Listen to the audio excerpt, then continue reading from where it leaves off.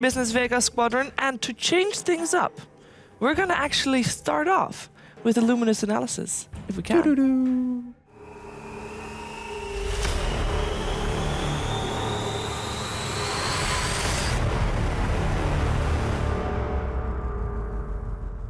All right, so something that Andy touched on in the game was that it was so hard for the Alchemist and Tiny to really get things going. And for me, it was Moon Meander's Doom that really didn't have a big effect throughout the game. So this clip, we're going to see how he, to me, kind of boggled the laning stage, not really respecting the healing power. He gets stunned up here, and he's a half HP and suddenly one heal bomb. That's a level 1 heal, by the way, yeah. And he just dies. So I think using this replay would be a very interesting debate point because his item choice was, I believe he started with the Stout Shield. He did, yeah, no ring of protection. Yeah, I thought this game was Orb. a ring of protection, maybe even double ring of protection into Busniess. Yeah. Maybe even Tranquil Boots. That might be overdoing it because Phase is so good on the hero.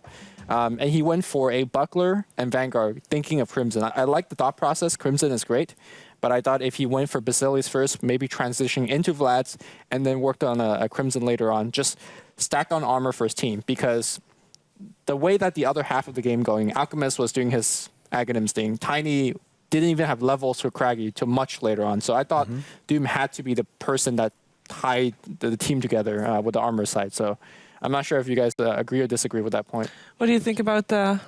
I agree with the Ring of Protection in the beginning of the game. Definitely. I do think his Over-Venom choice was just too greedy. And you could clearly tell also from that replay where we see Doom overstepping his boundaries that he can actually die if he doesn't have the armor, especially that armor that would have potentially saved him. And next to that, what stood out to me is how the Sven as well as the Dazzle in combination with a CK, you turn out to be so armor intense against a single core Tiny that Tiny did like almost no damage throughout this game. It didn't matter what items he had. He dealt 0 damage as long as you have the Grave on top of the Warcry from Sven. There is no damage output from the Tiny whatsoever. Yeah, and they just like Warcry before they go into a fight. They get doomed. They don't actually care because they have a Dazzle and a Wisp healing them from behind. Like it's just I thought the draft was amazing from Vega against Doom. Like they walked all over them. It was really lucky that they actually got a Darkseer. I think the Darkseer, especially once he started getting online, he had so much impact in the team fights. They just started going as 5, and at that point, what could Monkey Business really do to stop them? Was there actually any path that they could have taken to still end the game in a win in late game? Or at that point, was it already too late? I mean, at that point, the very end of the game, or like later portion of the game, I do think it was over how it was. Maybe you could argue that Tiny should have had somewhat better farm. I don't think he had that great of an axe timing either. You have 12 minutes on top of what he had, like a Blink Dagger, Power Threats, and then you get the axe. Not on him. Yeah, exactly. Yeah. Where you would expect you can almost have these items even without getting a boosted axe. Right. I thought the Tiny farm okay. It was okay, but it was just so much against him that it wasn't enough. Yeah. Shouldn't maybe if Alchemist went for a farming item and just not gave an axe to Tiny at all? I think the commentator pointed out he was saving gold for a long time. He was sneaking to a Radiance, but they were losing so much at that point that kind of had to go for the Hail Mary, which was the axe. Yeah, me and Hani were actually watching the game inside, and we were actually laughing at the graph. Like, you never see a graph like that. You never see like one person on the top, and then the 5 members of the other team, and then the rest of your team. Like, it was crazy. Like, No-Tail had like 3.9k net worth or something. But at that point, wouldn't it then be better to buy something like a Maelstrom to try and at least have a farming item to get ahead faster? Because he basically, by giving that axe, he knew that he was going to be behind. The problem is they had so little space because of the Wisp, and all the farm that they had to go to Miracle on the Tiny. Yeah. You know what I mean? There was no space at that stage of the game for Alchemist to farm. I think if you play an Alchemist in the mid roll, there's only these 2 options really. You either go for the Radiance, and he was quite close to it, or you do what they did, is where you just boost Tiny and then you put all your hopes into one basket, which also showed, which was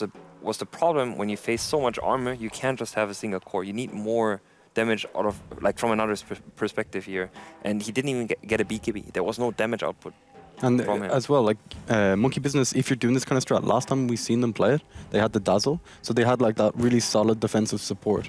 They went for it kind of with Venge, but she didn't actually have the levels to swap even a large distance, so she just swapped like this tiny gap, and they just chased them with the Reality Rift. A play that I would have liked to see them do more of is actually take advantage of Phantasm's long cooldown.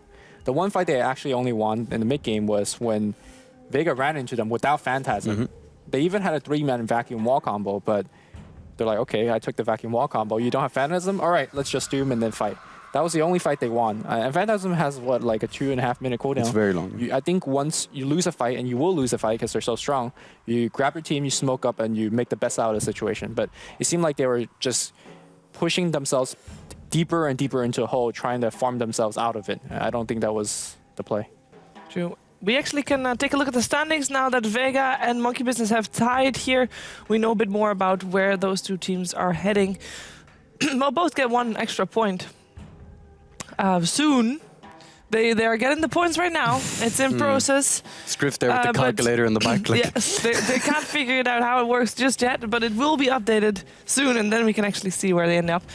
Before we head into a commercial break for the next series, I want to remind you that you can still join the competition on facebook.com/ROG Nordic. There you fill in what you think is the most influential hero of this week's league play, and then you have a chance to win a motherboard as well as an internal SSD, a PCI SSD actually. You do have to give a motivation as to why you think that hero is the most influential hero, though. We're going to take a short break. We're going to be back, though, with Vega again, and this time they'll face up against No Logic Gaming, so we hope you stay tuned, and we'll see you in just a moment.